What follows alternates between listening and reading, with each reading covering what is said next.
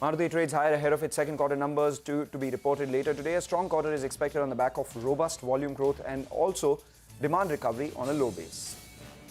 Tata Chemicals sells off as the margins decline in the second quarter. The operating margin comes in at around 21.7% compared to the street estimates, which are factoring in around 24%. Net interest margin disappoints for SBI Card, while revolver rate also slips to 24% in the second quarter. Brokerages cut EPS estimates, citing higher than expected credit costs and a declining revolver rate. Aditya Birla Sun Life second quarter numbers disappoint as the margin and the revenue remain flat, but profit surges on higher other income. And then we have an RBI grant coming in for Infibeam and in principle authorization to operate as a payment aggregator. The stock higher by 15%.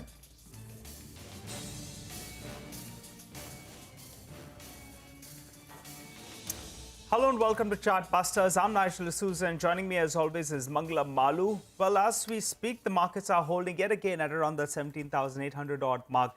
Do we have enough firepower to get us past the 17,850? Remember, the last three trading sessions, we've been coming to this level, and from here we've been seeing some selling. For the time being, though, the mid-cap index as well is trading in the red, and the Nifty bank is not giving any support. So it's heartening to see actually that the Nifty is still up close to around 80, 85 points odd. How do you trade it from here, though? Manas Jaiswal joins us to help us out. Hi Manas, morning. It's a Friday morning.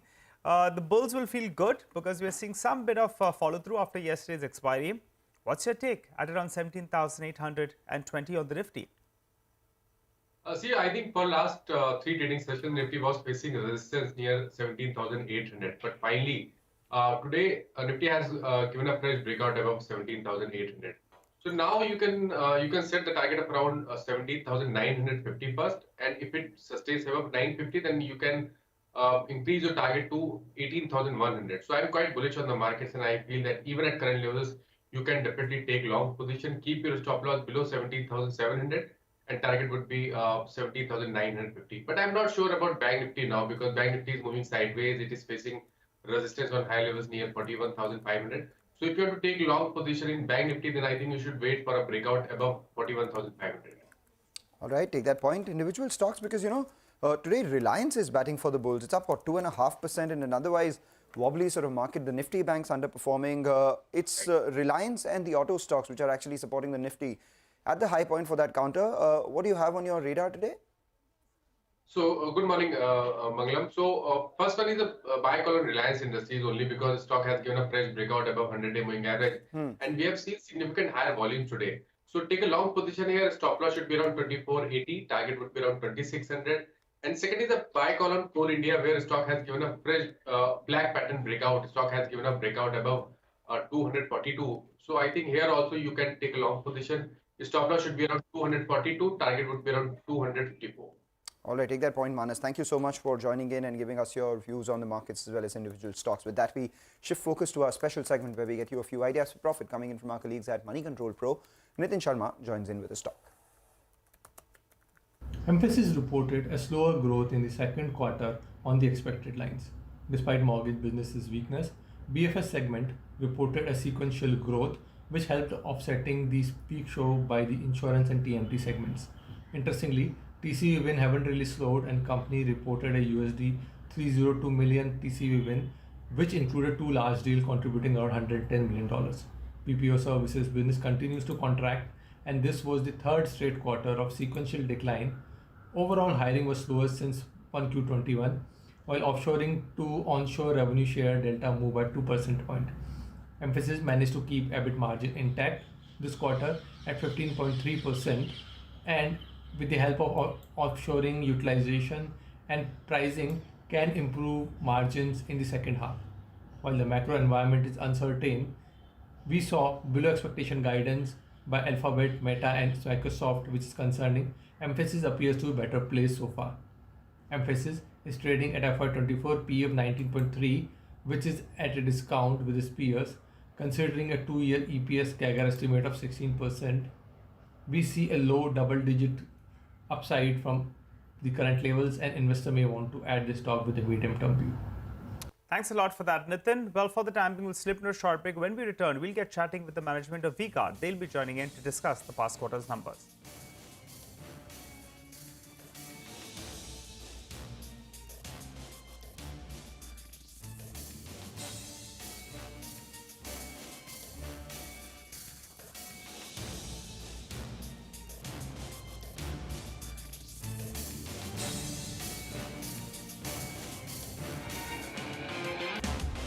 back. Just keep an eye on a couple of stocks. We have Honeywell, which has now moved to the high point of trade from the broader markets. Alongside that, Teamlease is the other one, which is surging as well as we speak. And then, some gains seen on Jindal Worldwide, up almost 15%. So these are a bunch of stocks which are moving around in an otherwise wobbly day for the mid-cap index as a whole. Let's talk about the management now. We do have with us V-Guard Industries. The margins in their second quarter were hit on account of input costs still being significantly higher than what we've seen in the long-term average, and that was understandable as it was for a lot of companies in the second quarter.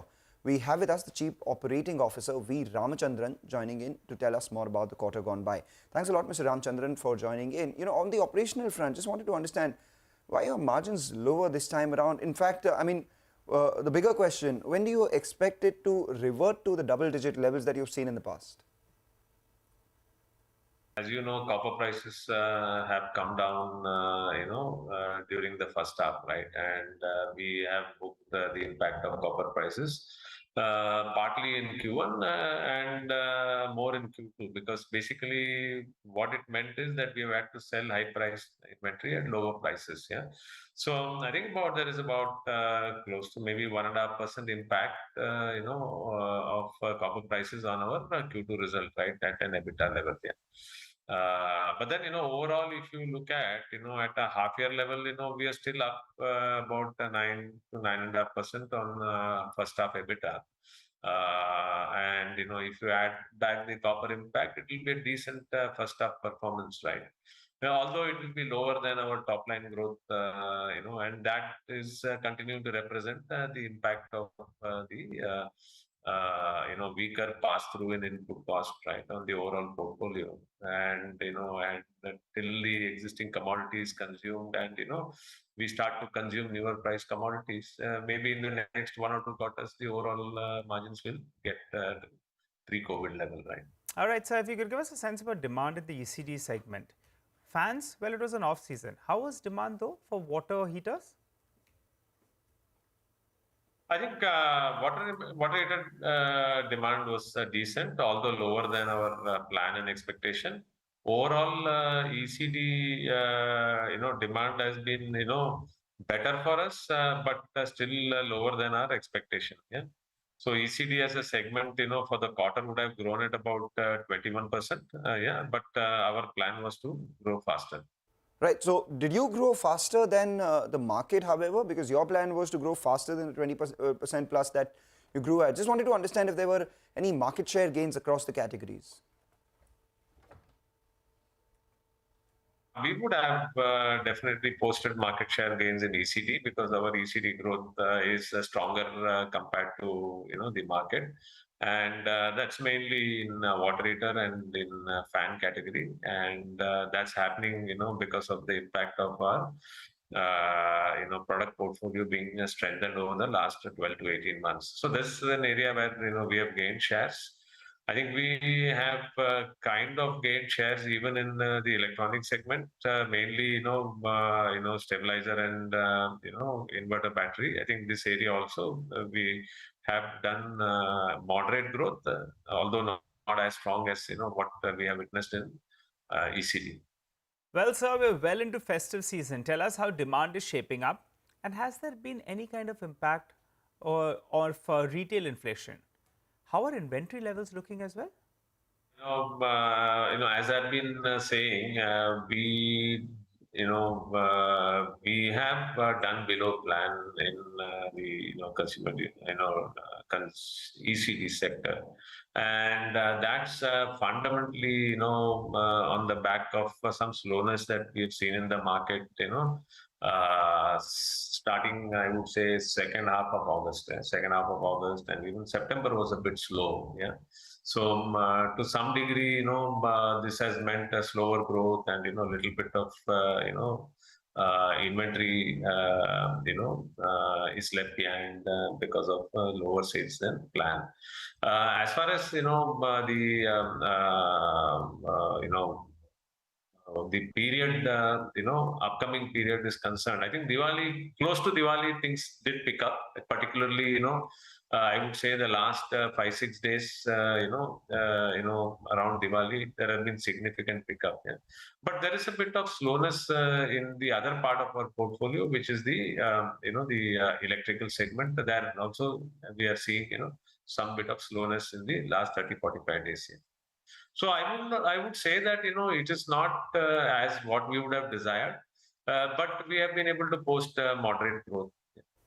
What about price hikes? I mean, what was the kind of price hike that you've taken in this quarter? And should we expect any further price hikes now that prices are coming down for raw materials, or this is where it stays?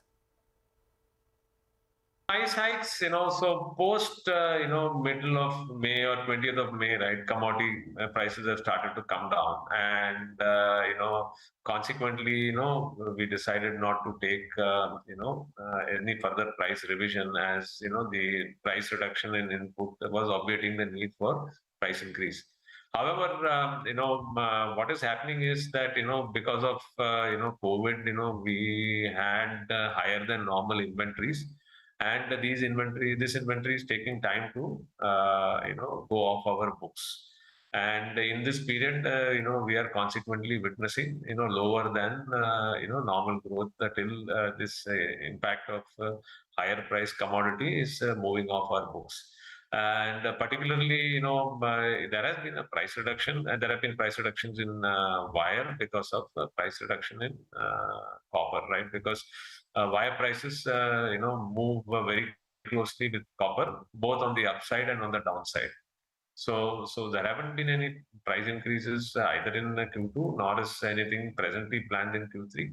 Rather, there has been price reduction in wires, right, and which is showing in our margin drop for wire, right.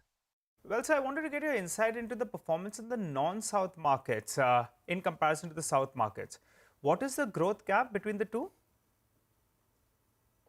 I think non-South growth has been good for us. We've seen strong growth in non-South. So if you look at typically, the gap between South and non-South is about 10%, right? So if you look at our long-term growth rate, the non-South market is growing about 10% higher than South. It's better to talk about long-term growth rate when you're looking at South versus non-South rather than short-term growth rate, because many factors may vary from quarter to quarter, like weather and stuff like that. But broadly, we are tracking well, and we are on course, to continue to maintain, that kind of a differential growth between South and non-South. And what about marketing spends? I mean, how do you plan to allocate those going forward in your capex plans? Just wanted to understand the way you are going to spend your money on capex as well as marketing. Last quarter, we stepped up marketing spends to 2.3, 2.4%. 1.7% in the same period previous year, and this first half also, we have increased marketing spends over first half of last year, and marketing spends, travel, and other activities are now normalizing in line with what was pre-COVID level. So there is a significant improvement in that respect, right? Well, what about the demand for pumps? How does it differ from the erratic monsoons in India? Pump demand is very geographic. So wherever there have been heavy rains, right, those areas, I think demand has been slower and lower. Yeah. And those areas, because the water table, right, water table has moved up, and the need for pump has because access to groundwater is a lot more easier. So yes, I mean, pump has been under a bit of pressure, compared to our plan, because of, stronger, monsoon and erratic monsoons, but heavy rains, right, which have happened in Q3, yeah. Q2, that is, July, August, September period. So pump has been, lower than planned. Right. Just wanted to understand the newly acquired Guts Electromech. You've acquired that in switchgears business. How did that perform, and what's that likely to be? Guts is fundamentally, supplying to V-Guard. So it was, so fundamentally it's supplying to V-Guard, and the demand and growth of Guts business is, strongly correlated with the V-Guard, switchgear business. There is some amount of business that Guts is doing, with other, what I would say, OEMs, which it traditionally used to do. This part of the business is, coming down. Yeah, but nonetheless, it is there. Guts has posted a decent, I would say, double-digit growth, and is supporting the overall growth of the V-Guard business. But since a significant part of that business is, involves supplying back to V-Guard, so when we consolidate, that revenue will be eliminated, right? Okay, all right. Thanks a lot, sir, for joining in and filling us in with all those details about the numbers in the past quarter. But I'll tell you what, we'll just try to squeeze in one more before you go. Tell us about the outlook on the top line and margins for this year. Generally, we would not like to give a guidance for the year. I think fair enough to say that when you look at our overall performance, we are we would typically at the beginning of the year, we had set out to grow our business at 15% top line growth and double profits every 4 years. So generally, what we set out to do. This year, because of the COVID issues in first quarter of last year, Q1 has been better. So the growth may be better than the 15% growth that we typically set for the business in terms of top line. Bottom line, obviously, as you can see, right, the bottom line has been under stress because of input costs coming down. Which meant that we have had to sell wires which are priced higher at lower prices and take some impact. As far as the non-wire is concerned, that again there is some margin impact because of the slower pass-through of input cost increases, right, which have happened over the last 12 to 15 months. So I think that naturally as a consequence of this, the margins will be lower than our long-term growth and plan that we have. That being said, our margins should come back to pre-COVID levels by March, as the high cost inventory is moving out, right? In some category or in some segments, like for example electronics, right? We have 6 months we have decided to give between 6 months to 1 year inventory in some categories as a measure of supply security. So you will find that the inventory here will normalize over a much longer period of time. So consequently, I think by March, the margin should come back to long-term level.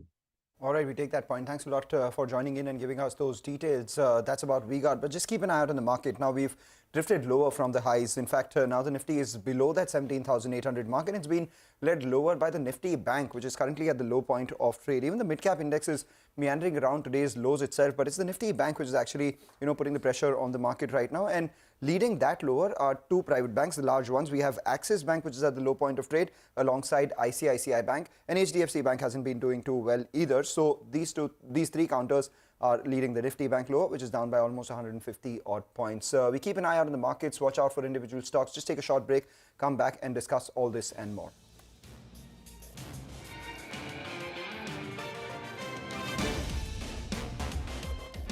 Welcome back. Well, we've slipped yet again from those highs. We mentioned earlier today that congestion zone is at around that 17,850. We're making attempts to go there, but it seems, at least as of now, the bulls, they're lacking the firepower to get past that mark. But let's talk about stocks on the broader markets. Anupam Rasayan, well, that stock trades in the green on the back of a pretty good set of numbers in the past quarter. Sonal joins us to run us through the fine print. Sonal? Thank you for that. Well, yes, good set of numbers coming in from Anupam Rasan. Revenue growth of 25%, leading to an EBITDA growth of 45%. There has been a margin expansion of 400 basis points. This has led to a profit growth of 15%. This is about the P&L. Even in their balance sheet, they have seen some improvement. Inventory days, they have declined on a YY basis in the first half to 266 days. Working capital was an issue for the company, and they have been working on that. The company says that they continue to see upward bias in all the contracted volumes for their major clients. They are also seeing benefits of the Europe Plus One trend that we have been talking about. So that is some positive comment. The QIP proceeds, which was recently committed, they said they'll be using it for a letter of intent and fluorination pipeline as well. So on their fluorination pipeline and the new projects, they will be spending around 450 crore rupees, where they see a revenue potential of 1100 crore rupees. They did have a fire incident recently, the impact of which will be around 30 to 40 crore rupees in the third quarter. However, positive commentary and good numbers is keeping the stock higher. Jefferies, on the back of this, has increased the target price to 1,030 versus 1,000 earlier. All right, we take that point. Thanks a lot for that, Sonal. With that, let's talk about the pharmaceutical space. Dr. Reddy's will be reporting its quarterly numbers today. Ekta joins in with the key expectations. Ekta. Thanks for that. Well, yes, for Dr. Reddy's, on a year-on-year basis, it's expected to be largely a flat performance in terms of revenue. And that is because Q1 FY22 had a couple of one-offs. They did have some licensing income that they did benefit from. And besides that, there was a COVID amount of impact in the revenue same time last year as well. Now, margins are probably going to come off on a year-on-year basis, again, for similar reasons because of a high base. And the profit is expected at around 787 odd crores. But there would be some amount of an uptake when it comes to revenue on a Q-on-Q basis. Now, a couple of important things to watch out for would be the US sales. Now, you have to look at how the performance of Dr. Reddy's would be on a standalone basis this quarter. That's simply because they do have the benefit of Revlimid generic, which would probably come through this quarter. They do have exclusivity in 2 strengths when it comes to this particular cancer drug, and hence that could benefit in terms of the US sales. For India overall, it is estimated to grow around 7 to 8% on a Q-on-Q basis. Now, year on year, there will be a COVID impact, but Q-on-Q, there could be a growth of around 7 to 8%, which is what the street is anticipating. Russia CIS will also be in focus on account of what they report there. They have mentioned in the past that it is a market which they would focus on, but the political uncertainty could probably result in some amount of volatility when it comes to the overall numbers. In terms of guidance, they had guided that they would maintain their midterm guidance of single-digit US business growth, double-digit growth for the non-US business, 25% EBITDA margins as well. So that's something that the street would probably look out for in terms of trends and a larger scale perspective from the company. Okay, all right, Ekta, thanks for that. Well, on that note, we'll have to wrap up on this edition of Chartbusters. But as we do that, let's listen in to what Ed Yardeni, President at Yardeni Research, makes of the Fed rate hikes trajectory as well as the global equity markets. I don't know that the Fed is going to change its mind based on the GDP numbers, but we also had some numbers that suggest that up ahead here, looking into the fourth quarter, we're going to see somewhat slower growth, but also see somewhat lower inflation. Inflation is really what this is all about. And I think the Federal Reserve is committed to 75 basis points at the November meeting. I think they're going to go for 75 basis points at the December meeting, but soften that up by indicating that they are going to pause in the first half of the year. And I think that's what the market is getting excited about, is that we're getting closer to the end of the tightening phase. We're at least getting closer to a pause, let's put it that way. I think when I look around the world, I think when investors look around the world, they just see a tremendous amount of risk with what's going on in Europe, with the war, with what is going on with China becoming more autocratic and less friendly to businesses. So when global investors are looking for safe havens around the world, clearly the U.S. has been one of them, and we've seen that in the strong dollar. But another one in emerging markets has been India, and we've seen that in the India stock market.